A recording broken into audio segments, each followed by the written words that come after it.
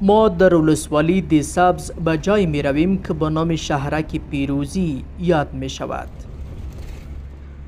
ولسوالی دی سبز در شمال شرق کابل قرار دارد. اینجا شهرک پیروزی است. مسئولان وزارت شهرسازی می گویند 650 جریب زمین برای اعمار فابریکه ها به یک شرکت چینایی با نام بیجینگ ننګرهار داده شده است. د کابل د سبز په ختیځه برخه کې د پیروزي ښارګوټي البته په ختیځه برخه کې کومه ځمکه چې چینایانو یا د ننګرهار بیجینګ شرکت ته ورکړل شوې ده هغه 650 جریبه ځمکه ده چې د تفاهم پر اساس به د 3 کلونو په موده کې بشپړیږي. د هغې چارې عملاً پیل شوي دي. د اختر نه وروسته دغه تړون چارې د رمضان مبارک میاشت کې لاسلیک شولې او عملی چارې د اختر وروسته پیل شوي دي.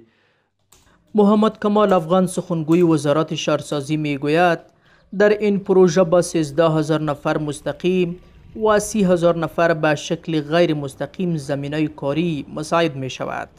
او گفت که با ساخت این شهرک حدود 7 میلیون دلار به خزانه دولت اضافه می شود. دوی غواړي چې 150 فابریکې جوړې کړي د خوراکي موادو او د تولیدي یا ساختماني موادو تولیدي فابریکې جوړې کړي چې په دې سره به په ټوله کې د پیروزي ښارګوټي په نورو برخو کې هم د پانګونې لپاره زمینه برابره شي. د دې ترڅنګ نور بهرني البته او ملي سوداګر او پانګوال هم شته او لیوالتیا لري چې په یاده برخه کې او دغه راز په نورو صنعتي برخو کې پانګونه وکړي. د بهرنۍ او ملي پانګونې سره سم به ملي عواید زیاتیږي. د یو اټکل د مخې چې ورته اټکل شوی ده شاوخوا 2 میلیونه ډالره عواید به کلني د دې نه لاسته راځي او کیدای شي د وخت په تېرېدو سره دغه عواید لا په څو چنده باندې زیات شي. محمد کریم چند سالی است که اینجا کار می کند و گیاهان سبز را آبیاری می دهد. او می گوید اگر کار در شهرک شروع شود برای بسیاری از مردم شغل ایجاد می کند.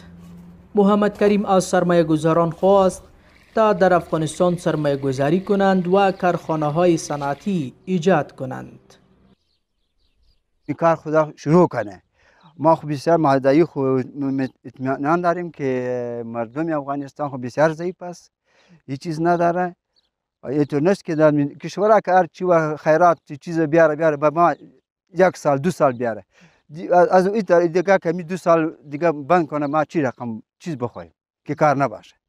خب ما این کشور بسیار غریبی و مردم ضعیف هم هست.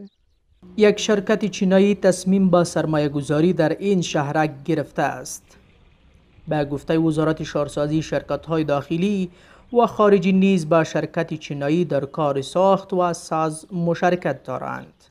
آنها افزودند که این شهرک طی 3 سال تکمیل خواهد شد.